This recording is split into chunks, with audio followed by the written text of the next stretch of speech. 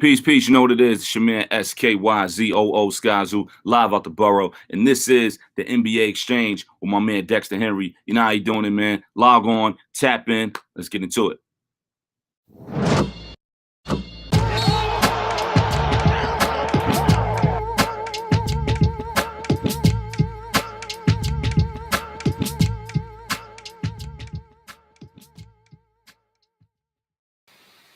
What's good, everybody? Happy Friday. Your boy Dexter Henry here for the NBA Exchange.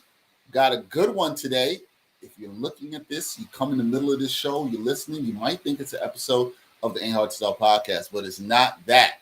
It'll be me with my co-host from the Ain't Hard to Sell podcast, Bryan Fonseca. You've been following him. He's been doing a lot of things because, we got to be out here grinding. You know how we doing. Some of y'all ain't grinding, but we are. That's for sure. He does work for FanDuel, making sure everything's right for y'all with the betting on that. So we're going to do a little betting and picks with my man, Bryan Fonseca. He also does some work for 5 Reasons Sports, hosts a show with our guy, the Bahama Rican Boys. Really good show. Y'all should check that out, along with all the other good content they do on 5 Reasons Sports. It is a really dope one. My man, Bryan Fonseca here joining me. B, what's up, man? Working, as you said. I've had a good week. I can't lie to you. I've had a nice week, and I'm looking forward to sort of sitting back watching some games this weekend before recharging for next week. But all is well. Can't complain much. All is well and good. Reason Brian's here, if people don't know yet, is to talk about the Miami Heat. That's what we're talking about. This is a team. I don't want to say near and dear to his heart. That's maybe a little bit too much. That's strong. Yeah, I did not grow up on this or whatever. I just as I often say about the Heat, they continue to get players I like. They continue to do things that I like. Right. So it's hard not to like what they're doing and who they are, and just the makeup and the team building, and respect what they've done organizationally since I've been a child, really, because they've been relevant my entire life. Yeah, can't say that about some other teams, including some teams I root for. Not always been relevant. That is for sure. But Bryan loves the ethos of this team. He loves what they're about. He's all about hashtag HeatCulture. Now, it's not like, some other people that just got the team in their bio, and, Bryan has a whole theory on that stuff and how that goes. It ain't that.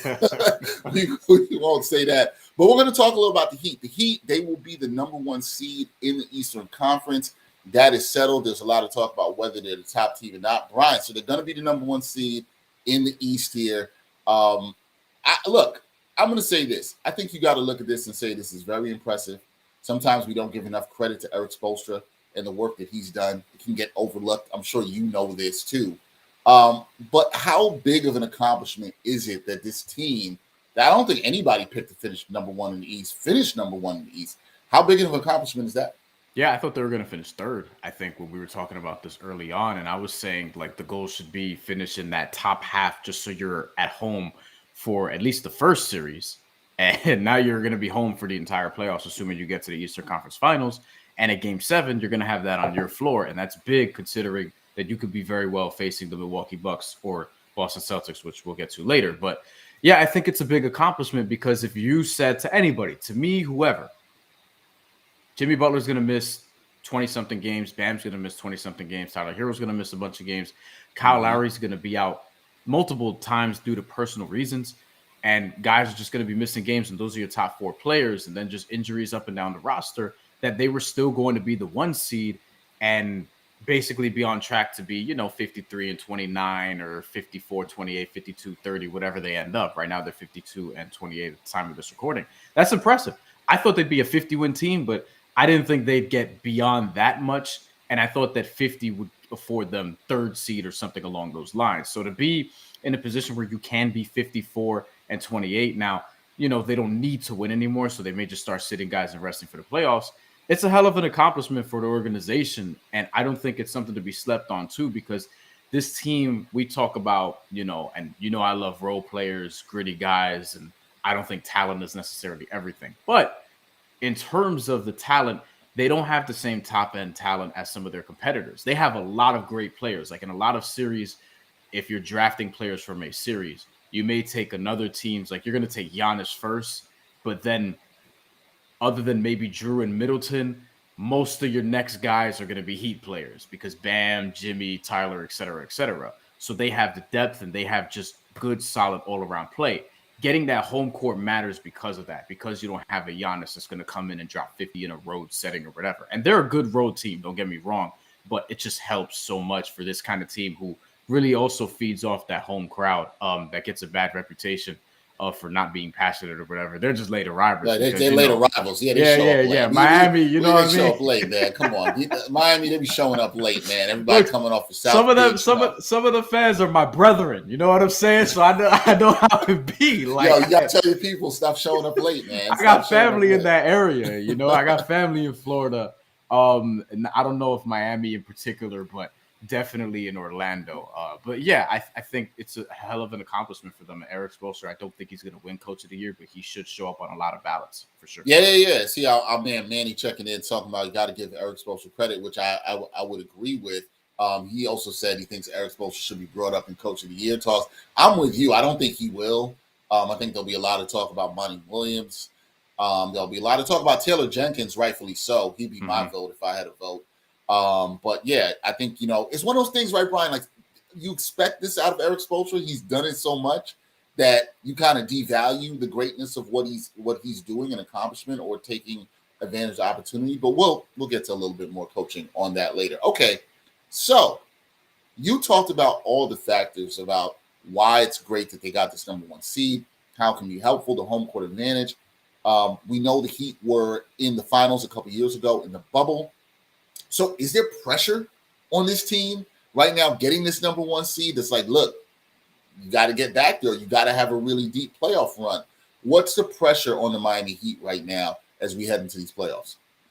I don't think it's finals or bust. I also don't think it's house money. It's probably somewhere in the middle because, you're in win now mode. You have guys that are, PJ Tucker's older, Kyle Lowry's older, Jimmy Butler is not old. He's still in his prime, but he's at the back part of his prime, right? And he's going to be in a massive contract extension beginning next season, I believe. So, yeah, you're talking about, or is it the year after, actually? It might be the year after. But basically, the point is that, yeah, there's pressure on them to do really well in the playoffs. If they lose before the Eastern Conference Finals, that's a disappointment. If they get to the Eastern Conference Finals and get washed, that's a disappointment, neither of which I think is going to happen. I think they'll get to the Eastern Conference Finals because we'll talk about like how the playoffs could actually shape up. Yeah. But I think it's shaping up to their advantage, which is something that is worth touching on when we get there. But I think that, your expectation is to get to at minimum the Eastern Conference Finals, give yourself a chance to get to the finals. This is why home court advantage matters, because if that goes 7 games, you're having 4 games on your home floor. And again, you're capable of winning on the road against whomever in this conference. The margins, as we've seen, are very thin in the Eastern Conference. I don't think one team is a hell of a lot better than the other in most cases. I think there are some interesting matchups and matchup problems that we can discuss. But I think for the Heat in particular, like, you want to at least get to the Eastern Conference Finals. You really want to get to the finals, obviously. Give yourself a chance. But if you're one of the final 4 teams standing and you have a great Eastern Conference Finals, I think that's a season to absolutely be proud of. But obviously the players themselves, like, they're going to be disappointed if they don't give themselves a chance to get to the NBA championship.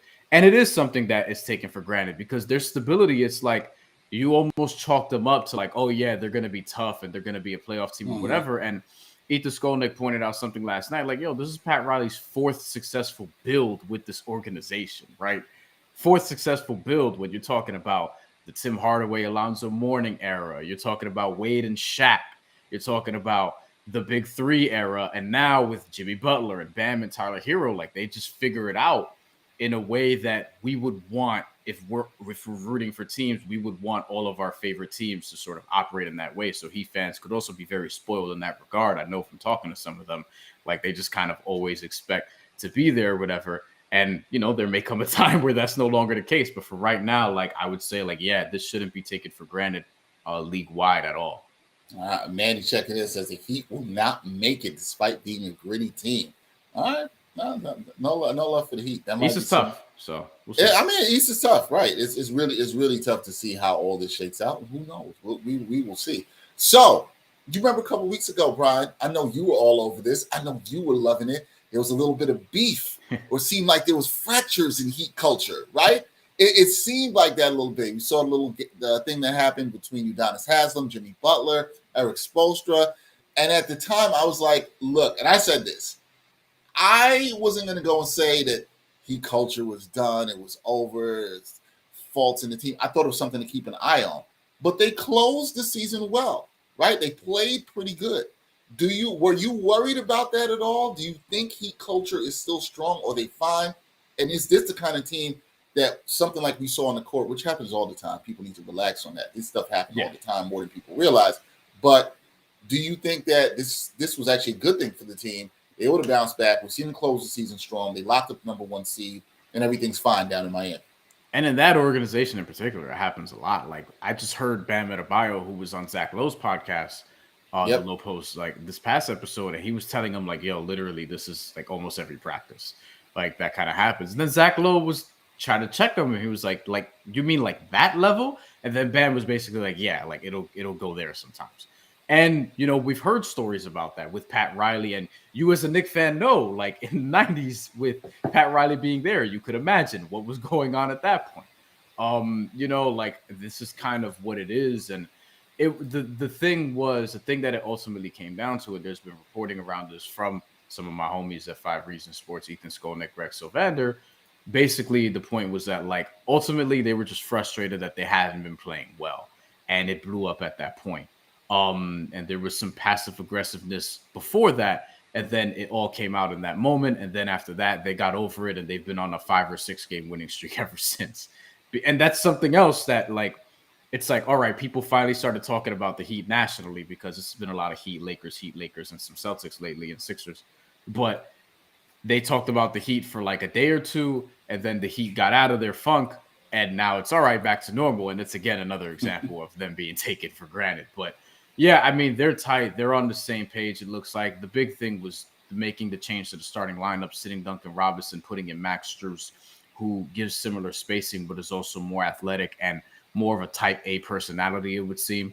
And Max Strus also, like, he's in the game, and Tyler Herro is the first man off the bench, but you have him coming in for Jimmy Butler, who then comes out of the game.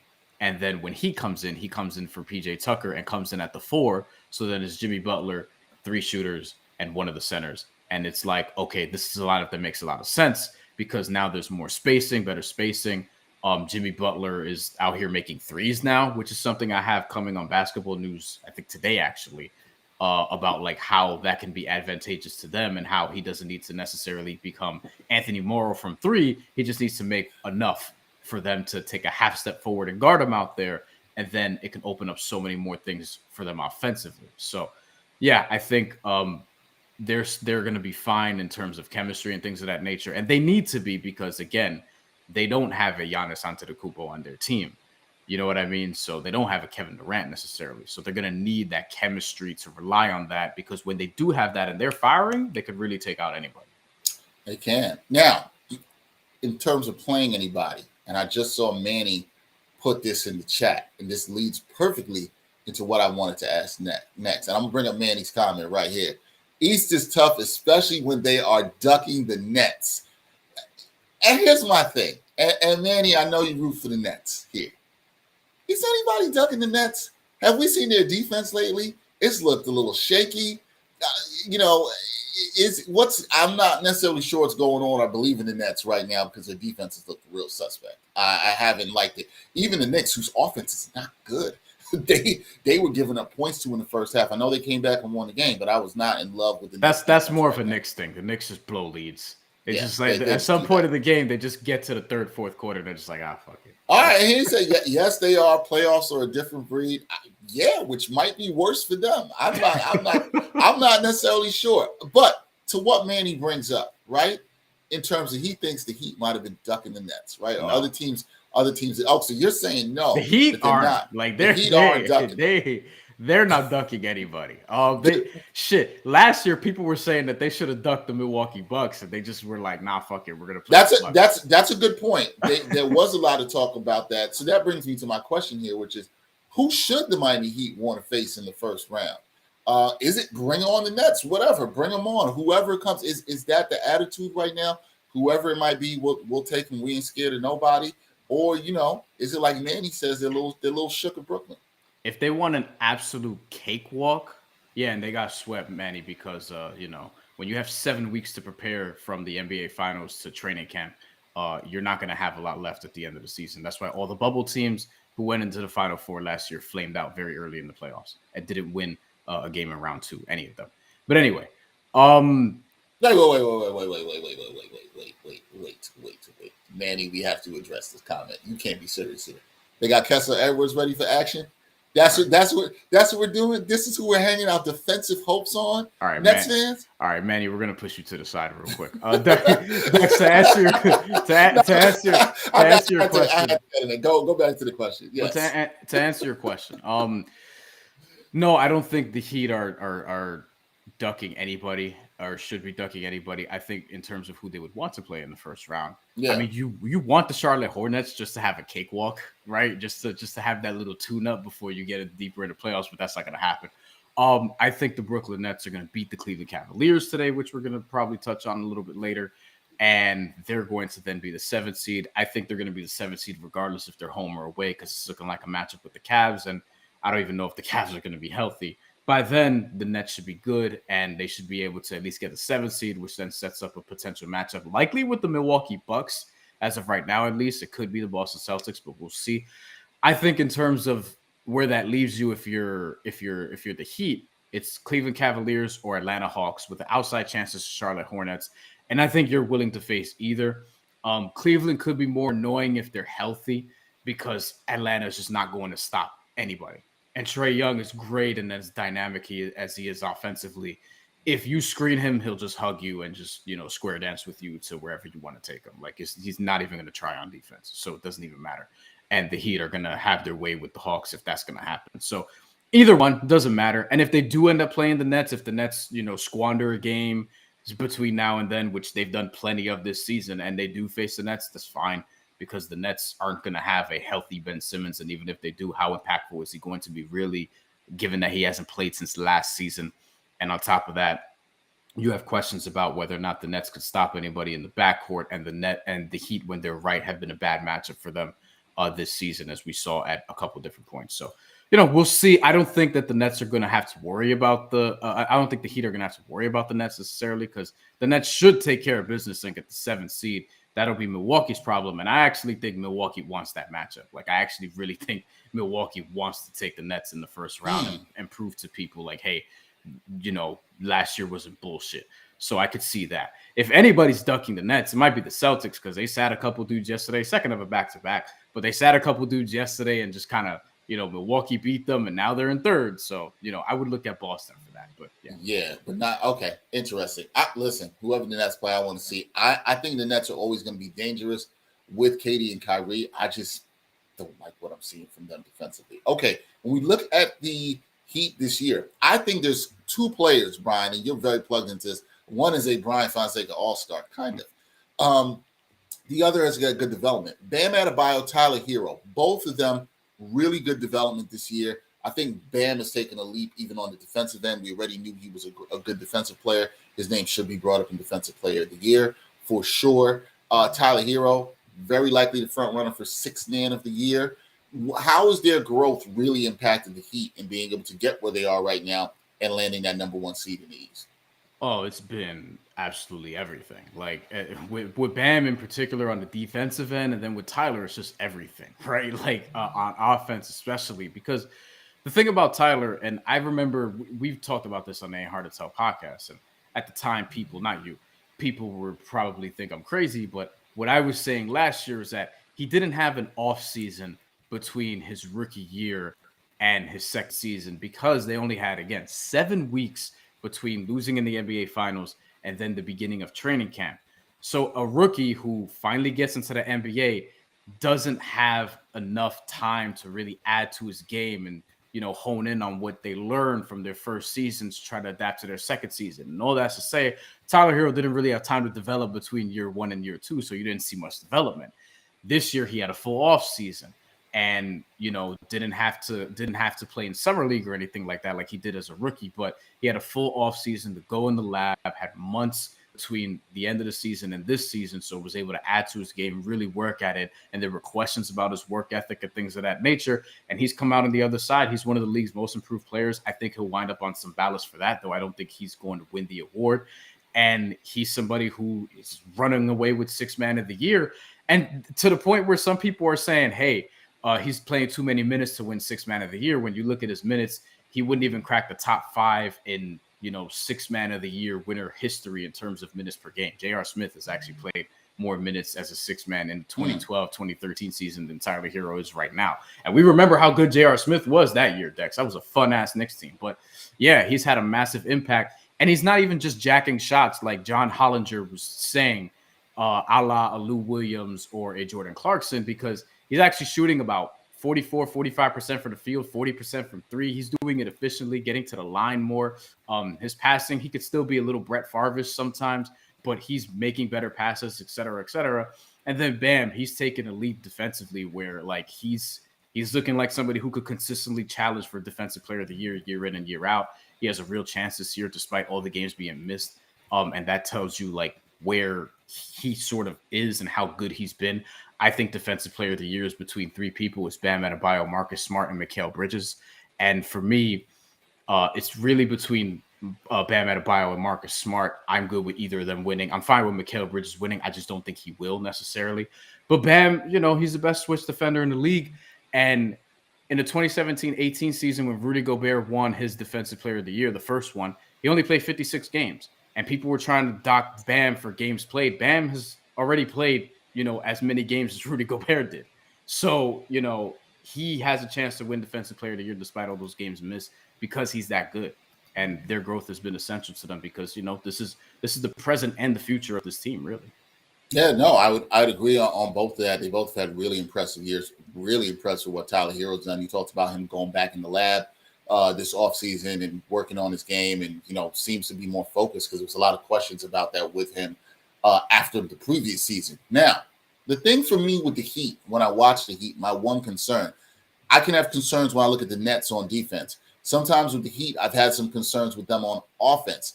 Do they have enough offense for a deep playoff run? Right? I saw, our man Manny in the chat talking about Bam has to step it up offensively. You got to see the version of Jimmy Butler that we saw in the bubble. Do you think this team has enough offensively to get the job done? Yeah, because their defense is so good where, like, you can close games defensively. People forget that. Like, you can close games by getting stops on defense like they did against the Boston Celtics. It doesn't need to become like a one-on-one bucket fest at the end of games, which that probably wouldn't be advantageous to them compared to some of the other teams in the Eastern Conference who have Giannis Antetokounmpo and Jason Tatum, for example. And potentially the Philadelphia 76ers, though, I don't think they're going to be a big issue for them if they play each other in round 2. But I think the Nets I think the Heat do have enough on offense in order to, like, navigate this because they've proven it at various points during the season. It's probably more Tyler Herro than you would want, but Kyle Lowry being the key here. Like, he's somebody who's come alive late. He's somebody who said the real season starts now or something to that effect. And he's been stepping up, like making the 3-pointers, going to his left and pulling up for the mid-range and setting other guys up. If the ball is in Jimmy Butler's hands less, and not less from the standpoint of him making decisions, but less from the standpoint of him, having isolations and one-on-one. Like, you don't want Jimmy Butler to get the ball in an ISO situation one-on-one because it's just not smart when you have all those other guys there. Their versatility is really the key. Being able to find a PJ Tucker on the corner, being able to set up a Kyle Lowry, pick and roll 3-point situation, or to find Bam as a roller, or Tyler Herro to create something. Like, they have enough there, especially with Kyle Lowry coming alive. And that's really the key here because he's been a good playoff performer.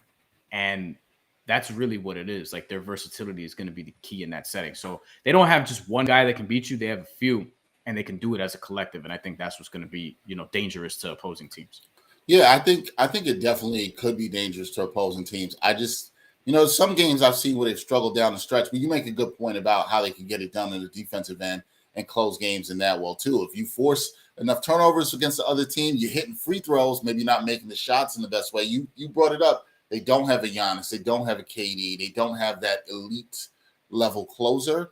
But, we'll see if we can get it done as a team. And there's different ways to win games. So, it's not that bad. Now, the rotation, which you kind of just touched on.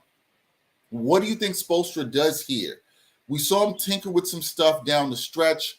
We got to see a little bit of Victor Oladipo. Is he in the rotation? Is Markieff Morris making it back? Or are those guys out right now? What do you think Spoelstra does with the rotation as we head into the playoffs? I think they're probably breaking case of emergency guys. And given the right matchup, you may need a Markieff Morris depending on how Dwayne Dedmon looks on a particular night. But I think you're looking at, same starting five as they have been the last few games, at least for now. Kyle Lowry, Max Strus, Jimmy Butler, PJ Tucker, Bam Adebayo. Gabe Vincent has to play. He has to be the guard off the bench. And that's primarily why Victor Oladipo, you might not see him much in the playoffs unless, they need some sort of spark offensively that is not being given to them elsewhere. Gabe Vincent, because of what he can do as a point of attack defender, just a pain in the ass. And his 3-point shot has gotten so much better. Like, he was somebody coming into the season, Dex. Like, I just didn't see it in terms of, like, is he even, like, legitimately an NBA player? This is someone who was good at UC Santa Barbara, but that dude typically doesn't really do well in the NBA. And now he's become one of my kind of guys because he plays the type of game that I appreciate from a mid-major, being undrafted, et cetera, et cetera. He's going to be in the playoff rotation. Duncan Robinson, you're going to try him out. And if Duncan Robinson is going to be one of those things where if he has it going, you ride him. And if he doesn't, you cut bait early, And Caleb Martin is really the key here because he's somebody who, one, he needs rest because he's had some lower leg injuries toward this last portion of the season. But Caleb Martin's been really good, and he's been essentially the PJ Tucker backup, right? And then from there, it's like, okay, is Victor Oladipo going to play much? Is Markieff Morris going to play much? Probably not. And, that's not fine. That's more so just circumstances, right? And that's the thing. Like, Victor Oladipo came back late in the year. Markieff Morris came back late in the year. So it's been really challenging to sort of work them back into the rotation. And that's part of why they had their blow up, right? Not on them in particular, but the constantly changing guys and constantly changing the rotation because guys are constantly in and out of the lineups. Like, that could be a pain in the ass for anybody. And just like anything in life, you could only overcome it but so many times before it just gets annoying. And it's like, all right, how many times am I going to be able to overcome this, right? And that's sort of where that leaves you. But other than that, yeah, and Dwayne Dedmon, you should obviously see him off the bench first as a big man, but there could be a series where Markieff Morris is really the guy to give you that sort of look and scoring punch. I think between Markieff and Victor Oladipo, you're more likely to see Markieff I can see that consistently just because stylistically the fit, what he can give you. Victor Oladipo has been more up and down, but he also had like a very serious injury that he's working his way back from. Speaking of up and down, right? Duncan Robinson's been up and down. I know he's been up and down with the Heat fans on social media this year. Very divisive player. Right. Now, we know this is a good, interesting guy to talk about in terms of the rotation because we know that he got it done in the bubble. Granted, it was the bubble, and he shot the ball very well in the postseason. But if he's not shooting the ball well, is he a guy that you think Spoelstra is going to have a quick leash with and just be like, all right, maybe we get him out of here. Maybe we try to see if we can get a spark with Oladipo. What do you think with Duncan Robinson and how they use him in the playoffs, particularly because he's got some liabilities on defense? I just pulled up his game log, right? So his last, what is this? 7 games. His last 7 games. This is funny. This includes 5 off the bench and 2 starts. The first 2 are starts. This was Duncan Robinson's minutes distribution. Last 7 games. 23, 13, 25, 15, 24, 13, 27. So it's very up and down. I I don't know what Spoelstra was tinkering with there, but it sounds like, if he ain't got it going. That's kind of what it is. And he's like, you need more actions to get him open because he's not going to take somebody off the dribble. Now, Look, to his credit, there's been times this season where like he stepped up, taking a 3 off the dribble, not just had to catch a shoot and pass it away as much as he was doing before. He still does that. But yeah, there's that. There's been times where he's driven in, give you a nice little floater, find a nice pass like to Bam cutting or something like that, or PJ Tucker in the corner. Like he's done that occasionally, but for the most part, and to go back to those games that we were just talking about, those 7, the points, 6, 0, 15, 5, 8, 0, 21. Like that's kind of what it is. It's like it's a roller coaster. It's like, and Spo, I think it's kind of like we used to say this as Jet fans about certain quarterbacks, Geno Smith, Mark Sanchez.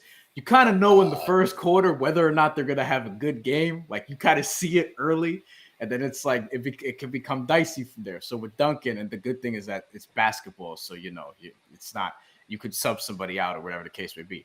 I think Duncan, what you would say when he was in the starting lineup is, okay, he'll play the first 6 minutes of the first quarter. If he doesn't have it going, you try it again the first 6 minutes of the third quarter. If he doesn't have it going, that's it. That's it for the game.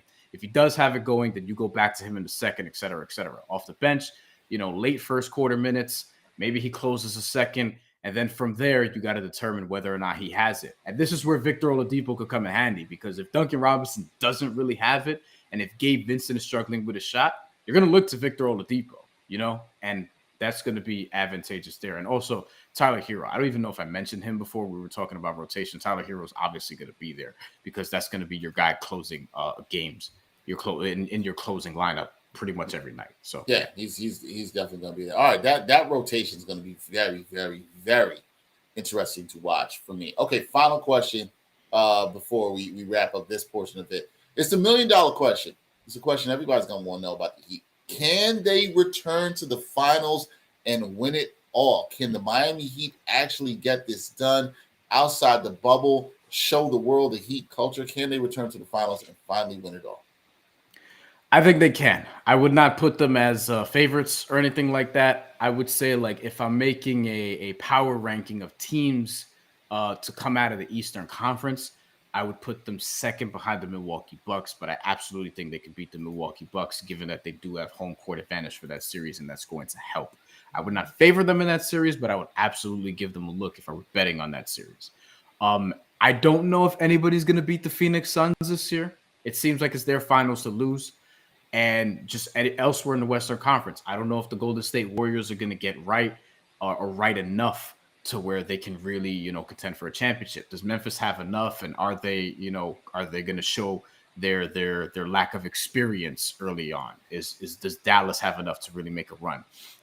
Denver, are they going to get some guys back? Are the Clippers going to get Kawhi back, et cetera, et cetera? And then in the East, Robert Williams. As a center shaving off part of your meniscus, I don't expect him to return at 100%. And I think that's going to be tough. He should come back if they're in round 2, and they should get to round 2, but that's going to be tough, man. And it's going to be a lot to ask of him. So you're going to need some good play from Daniel Tyson, Al Horford.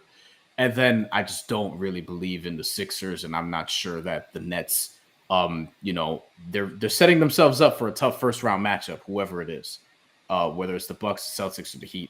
It's probably going to be the Bucks. And are you picking the Nets to take out the Bucks? So I think the way things shake out, the Heat in terms of playoffs, you're more or less getting what you want. You want the Bucks, Celtics as the 2-3 because you don't want to have to go through both of them. They can, but you'd rather only have to go through one of them. Yeah. You want the Sixers or Raptors in 4 or 5 to get them in round 2, presuming that you get by round 1, which obviously you should if you're the 1 seed.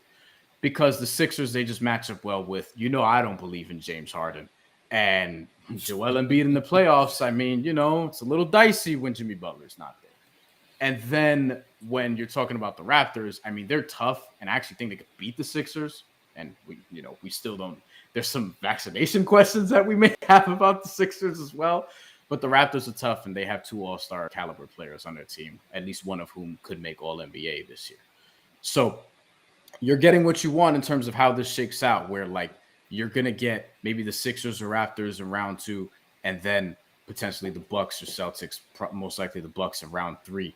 And can you get by the Bucks? And then that'll give you a chance to see if you could win it all or not. It could be a pretty favorable draw for the Heat, man. So it's going to be really interesting to see. All right, that's enough about Heat talk. Bryan can talk about this all day for sure, guys. We're going to take a quick break. When we come back, Bryan's going to do Friday NBA picks with me.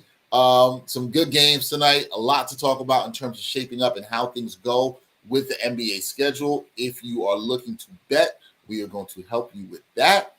Win you some money. I'm not trying to guarantee you nothing, but we got a pretty good track record up here. We'll do that when we come back on the NBA Exchange. Are you looking for a better way to play player props or daily fantasy sports? Well, look no further than Prize Picks. Prize Picks is the leading over-under daily fantasy game. Why? Because it's so easy to use and win.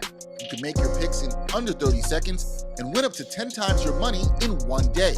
Right now, we have a special offer for our viewers and listeners of the NBA Exchange. All you got to do is sign up now and use the promo code NBAEX. Prize Picks will match your first deposit up to $100. Yep, that's right. They'll match your first deposit up to $100. So, join the over 150,000 others who found a better way to play and download the Prize Picks app today.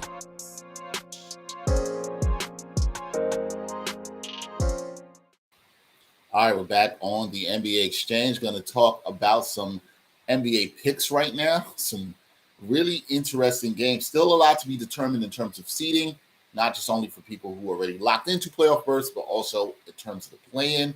Brian, I'm going to let you start because I know you're starting with a big one tonight here in Cleveland. It will be the Nets and the Cavs. That's your first game tonight. Who do you like in this contest? Huge game, Nets Cavs, because this could very well be the 7-8 matchup in the play-in, yep. And they're kind of playing for home court right now. The Nets are favored by 8.5. I think that's a big number. I do think the Nets will win, but their money line is, as of right now, in that minus 340 range, so you're not getting a ton of value there. In terms of like looking at the FanDuel odds, and obviously I use FanDuel because you already know they paid a boy.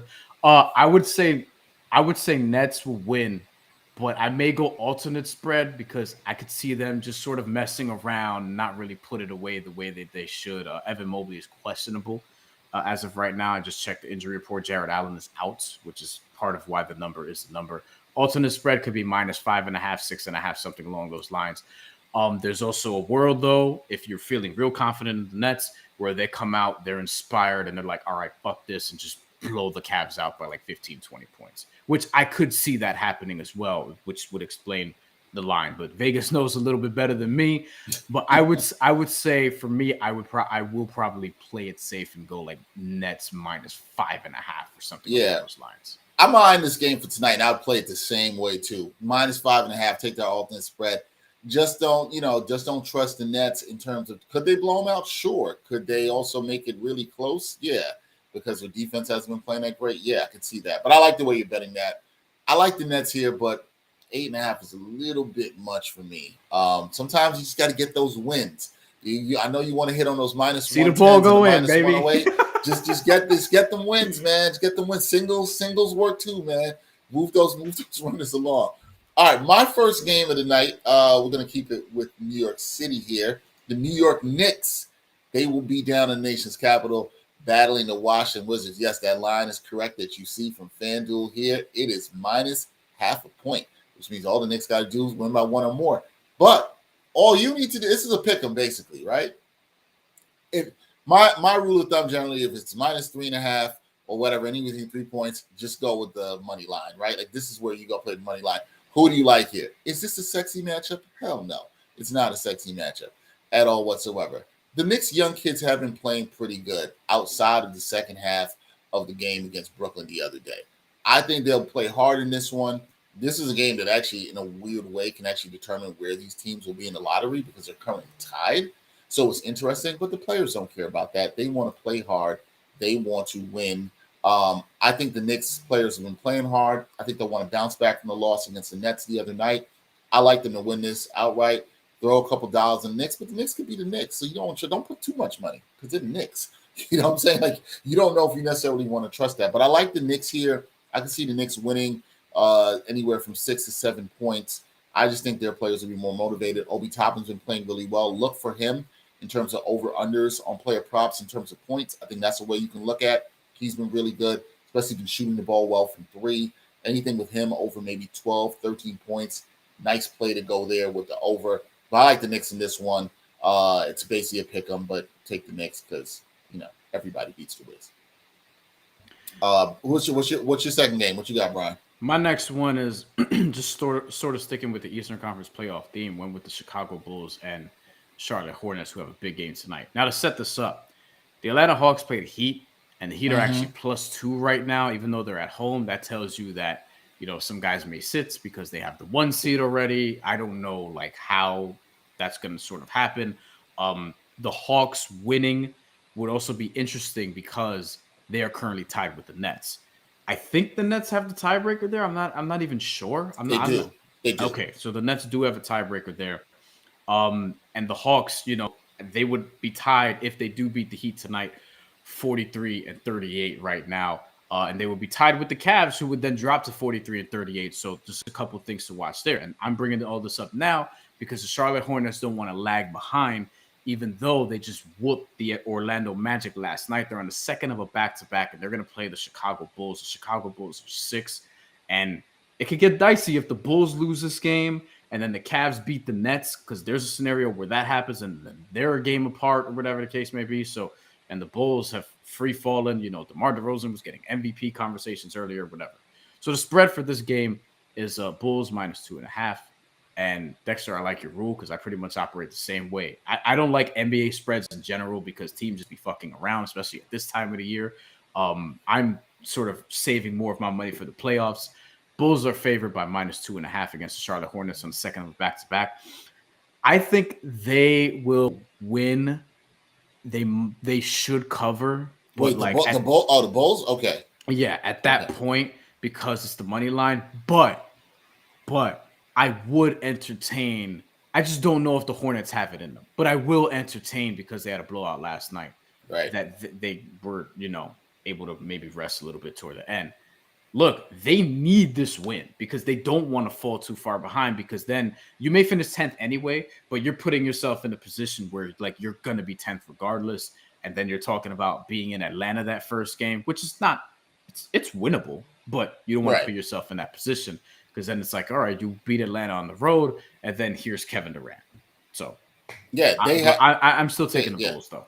You're taking the Bulls in this one. All right, Bulls 2.5. Bulls have not been playing good, but you make a great point. This is why I love the playing tournament. There's so much motivation. The Bulls need to win because they're trying to hold on to 6. They right now, who they match up with in the first round right now? Celtics, right? They beat Celtics right now in the first round. They're trying to hold on to 6 to make sure they can do that. So there's a lot of motivation for these teams. To Brian's point, this is why it's so tricky to bet at this time of year and with these spreads. If it's this low, like we're saying, and it's under 3.5, under 4 points, just go with who you think's going to win, man. Like, just take that money line and go with who you think's going to win. The odds probably are not going to be as good. They're usually not as good, but go with who you think's going to win. Okay, my last game of the night. This is basically another pick-em here. All right? Now, it's going to be interesting. This is the Suns versus the Jazz. Okay? And Brian, you know this. I have no faith in the Jazz in anything. I think things are ending in Utah. I think it's going to be a very interesting offseason. I think they're breaking things up. I think this is the beginning of the end. Or the beginning of the end actually might have been last playoffs, if we really think about it. The beginning of the end might have been that, right? Suns versus Jazz. You're looking at this, and you're like, Jazz -1.5 here. And you're like, okay, the Suns, they've clinched everything. They've clinched the best record. They got the franchise record for wins. They're not playing for anything. The other night, they sat everybody, all their stars. Booker sat, Ayton sat, Chris Paul sat as well, too. I would expect them to do the same again. However, here's the thing. The Suns still play hard without them. This is kind of like the Memphis Grizzlies things that we see without Ja. The Suns still play hard. That's why the line is what it is at -1.5. That's why we're seeing that right now. The Suns still play hard. Now, do you trust the Jazz? Not really. Don't trust them. Don't trust the Jazz all the time. But here's the thing. The Jazz do have some motivation here, guys. They do actually have some reasons to be motivated in this contest. The Jazz currently, they are 5th. They have a very outside chance. They're probably going to be locked into this outside chance. They're 2 games behind the Mavericks, with both teams having 2 left to play. Okay, so the Jazz need to win out, and they need some help from the Mavericks and them to lose out, because I believe the Mavericks own the tiebreaker in the season series. So they're motivated. I think they get this because they'd like to get home court against the Mavericks. That's also something we'll get into later. I think if they play in the series, I'm definitely picking the Mavericks. But I'm going to go with the Jazz here, reluctantly. I do not think I would trust it. It's nice that the line is low. I would say just take the Jazz with the money line. Because the line is low, you'll get some decent odds. They should get it done. The Jazz have been floundering, but would it shock anybody if Phoenix won? No. If you're going to take this, like the Knicks, be cautious, throw a couple dollars down, nothing too big. Don't put your faith in the Jazz. But I would say I like the Jazz here, probably squeaking out a win, maybe by 6 points over the Phoenix Suns, because I just have respect for how the Suns have played and how I think they will play in this game, despite really having nothing to play for at all. That's interesting because the Jazz right now, I just pulled up the standings, are fifth with 48 and 32. The Nuggets are right on their heels, right on their ass at 48 and 33. That's the other thing too, B. You're right. I was just looking at it in terms of where they can move up, but you're right. The Nuggets right on their ass, and they don't want to drop to 6. I don't think so. I don't think they, because that'll put them against the Warriors, and the Warriors, who had a great comeback win against them last week, they got no fear of the Jazz at all whatsoever. Honestly, the Jazz don't have a great matchup either way, because then either that or it's like it's going to be Luka versus Rudy Gobert in pick and roll. And look, man, like the Dallas Mavericks, they got Spencer Dinwiddie balling out there. I love Dorian Finney-Smith. You might see him on the All-Bryan team this year. That dude just makes plays. But look, they're a 50-win team in Dallas. And I was saying at the beginning of the year, look, man, like I wouldn't be surprised if they made a run a little sooner than we expected, and they traded Porzingis in order to do that. So that's an interesting matchup, and like, yeah, it's really tough to trust the Jazz because they just have so many holes from a basketball standpoint, but it's clearly beyond that. For me, it's also just like you could tell they just don't like each other. Tim McMahon has been saying this on Windhorse's podcast, The Hoop Collective, every week. He just sort of like he's not gonna get. Good reporters, you know this, Dex. They're not going to tell you everything they know, but we can all tell. They give you little stuff here. We can tell. We can tell reading between the lines of everything Tim McMahon reports on the Jazz. Speaking of that, I caught this yesterday. And this is like typical team damage control. They had Gobert go on NBA Today, and he's being interviewed by Malika Andrews and talking about what his relationship is with Rudy Gobert. Who's doing this interview with 2 games left to go in the season? That's because the noise is growing louder. They know the pressure is on out there. I'm with you. I don't care if the Mavs are in the road team or the home team. I'm taking the Mavs because the problem with the Jazz is they can't guard in the perimeter, particularly because their perimeter defenders are so terrible. And you're asking Rudy Gobert to do so much work that nobody can legitimately do. Their perimeter defense is terrible. It has not been addressed. Remember when people thought Rudy Gay was going to help them? Well, he's not even in the rotation. And then Dallas's defense is also really good. And deserves. Yeah, it's been impressively good. Yo, that's a series, and we'll be talking about some stuff next week on HeatCulture podcast and this show. That's a series, if it happens, that I'm very confident Luka's getting his first playoff series win. Like I'm very confident in that. Like I will bet that. I'm saying it now. Mavs in 5. Yo, honestly, if we're being real, Luka, both times that he's been in the playoffs, really should I don't want to say should have won both times, but like if not for the Porzingis injury the first time, and then if not for Kawhi Leonard just doing the Kawhi Leonard shit those last 5 quarters, like I mean, Luka's been right there both times. I think he has a better team now, though, specifically on defense. And I agree. Against Utah, a team that's like on the verge of implosion. That's gonna be a lot of theater there. It's gonna be a lot. It's gonna be a lot of theater. But and then if we get Mavs Suns after that, hey, I'm all for that because that'll be a lot of fun. I'm all for it. But Utah. We'll get to the Utah Jazz another day. Might be having to play taps for them soon in a couple weeks. We might have to do that. We might have to play taps on them. Thank you to everybody for checking in with us. We appreciate you. Our man Manny, appreciate you checking in. Said Nets in 2. 2 playing games. Yeah, 2 playing games. All right, I like the energy around the Nets. I'm sure we'll be talking some Nets next week around the playing. Please check out Bryan Fonseca. Check out his show, Bahama Rican Boys, with our man Timmy on 5 Reasons Sports Network. They're fantastic there. Also check out his work on FanDuel, especially if you're plugged in to the combat sports. A lot of great stuff with me and Brian coming up soon. We're talking NBA awards next week on the podcast. All Brian team is coming up. You know what I mean? I might have to start making an all Dexter team. I'm not quite sure what that is, but we might have to start doing that as well too. We might have to do that. Okay, and Manny says he will be at the playing game next week. We're going to check in with you to see if you're okay, Manny, if the Nets win or they lose, man. We got to check in on you after that. Brian, thanks for joining me. Good to talk some Heat basketball. We will do this again. at some point during the playoffs, because I don't think the Heat will have a early exit like the Utah Jazz, but we will do that. Good seeing you as always. Yes. As usual, people, please follow, support the NBA Exchange at the NBA Exchange on all social media platforms. Check us out. He's Bryan Fonseca. I'm Dexter Henry. This is not the Ain't Hard to Sell podcast, but until next time, y'all. Peace.